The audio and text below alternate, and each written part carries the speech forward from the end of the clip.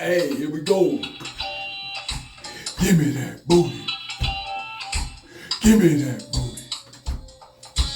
Give me that booty. Give me that booty. Give me that booty. Give it to me, give it to me, give it to me, give it to me. Give me that booty. Give me that booty. Give me that booty. Give it to me, give it to me, give it to me, give it to me. Give me that booty. Give me that booty. Give me that booty. Give it to me, give it to me, give it to me, give it to me. Give me that booty. Welcome to the niggerization of Silicon Valley. We going in today, man. We got some information that's gonna make your body move. Give me that booty. Give me that booty. Give me that booty. Give it to me, give it to me, give it to me, give it to me. Give it to me. Now check it out. I got a question for you. You saw that. You saw that. You didn't miss that. You didn't miss that. You didn't miss that. You saw it with your own eyes. I got a question for you.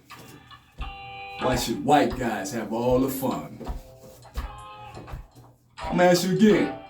Why should white guys have all the fun? And I'm gonna tell you who wrote that. That wasn't just a saying. That wasn't just a question. That was a pivotal book. Now, if you haven't read it, by Reginald Lewis of Baltimore, East Baltimore, you need to check it out. Why should white guys have all the fun? And just a quick note on Reginald Lewis. Reginald Lewis built the first billion-dollar company as an African-American man, and that was Beatrice of International Food Corporation back in the 90s. Back in the 90s. So we've been doing this. This is nothing new to us. You just don't hear about it. They hide this. They hide that in the shadows. In fact,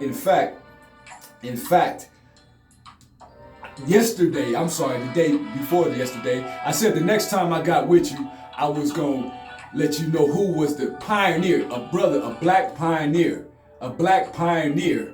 that started the video games, that was the first creator of the video game. He worked for a company called Fairchild, and they created what's called the Channel F console, which allowed for they created a console that allowed for different types of cartridges to be utilized, and so where kids and adults can play the games. He was the pioneer. He was the first. Has anybody seen Jerry Lawson? I'm gonna ask you again. Has anybody seen Jerry Lawson? We're gonna give it up for Jerry Lawson, man. He's no longer with us. Jerry, we love you. We love you and we miss you. Because without Jerry Lawson, there would be no PS2s and PS5s and all Nintendos and all these other big game corporations, these multi-billion-dollar companies. Jerry Lawson put the seed in the ground. Jerry Lawson. Once again, welcome to the niggerization of Silicon Valley. I'm on one today. I got some information for you. I got some real information for you. We're gonna talk about common characteristics of a startup. Okay, just some information. We research heavy around here, so we want to talk about some common characteristics of your startup. Number one, you gotta be innovative, baby. You gotta be innovative. You gotta be innovative. Does that make sense? You gotta be innovative. Number two, you gotta have a concept where you're solving a problem.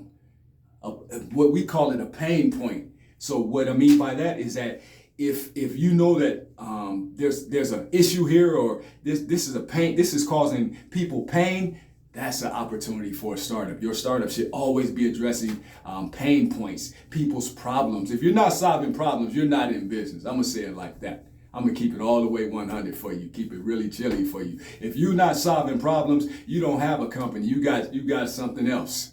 I don't know, a volunteer agent. I don't know what you want to call it.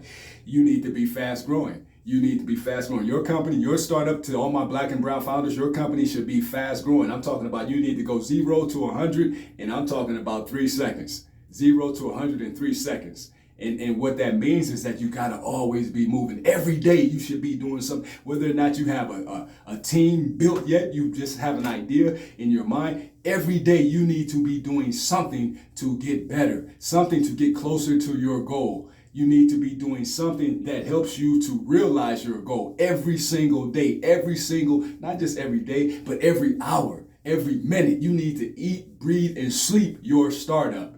You need to eat, breathe, and sleep your startup.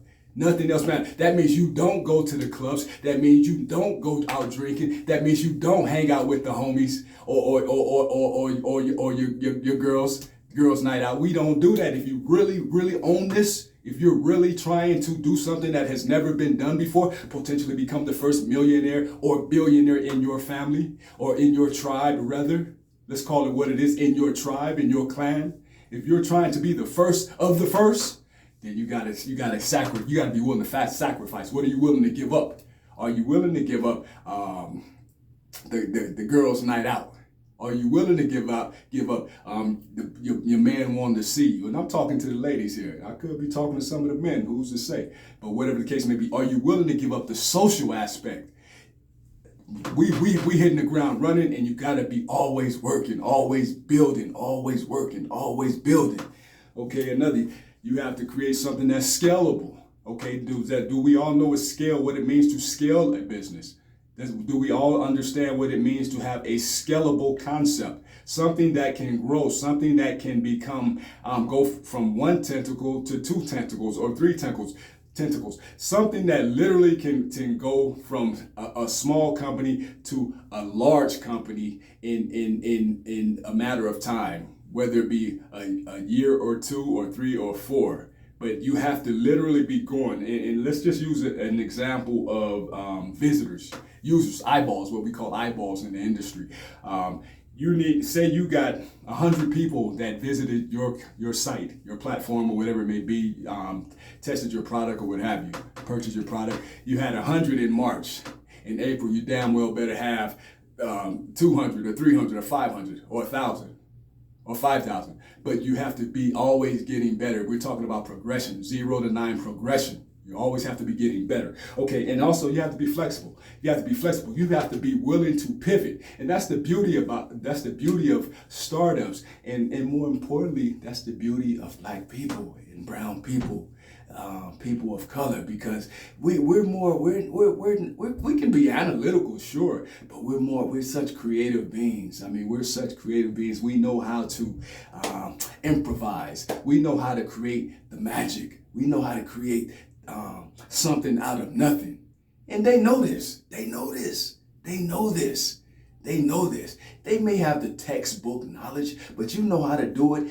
And you don't even know how you know how to do it, but you know how to do it. You know how to get it done. You understand what I'm saying? This is the beauty of melanin. And we're going to talk more about melanin down the line, because that scares a lot of people. You know, because that recessive gene, that's got to be really, that's some tough baggage to have to carry around, man. Allah, why you create me with a recessive gene? That means, as a man, every woman that I impregnate or see, whether she be an African woman, a Mexican woman, a Chinese woman, an Indian woman, an Arab woman, the baby's of her. The baby is of her because she has a dominant gene.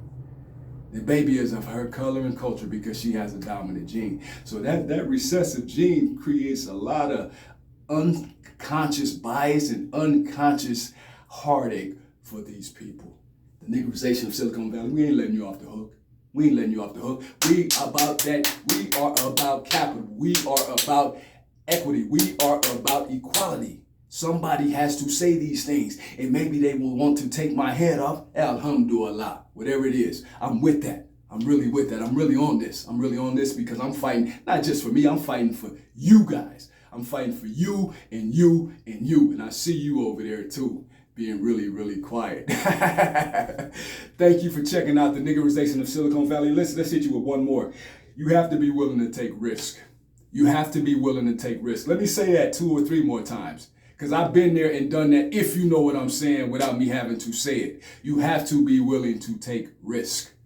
Okay? Because without risk, without big risk, there is no big reward. So you have to be willing to take risk. I love y'all. I'm going to let you go now. Thank you for checking out the Negroization of Silicon Valley. We own one. And like Granny used to say, you better get it together.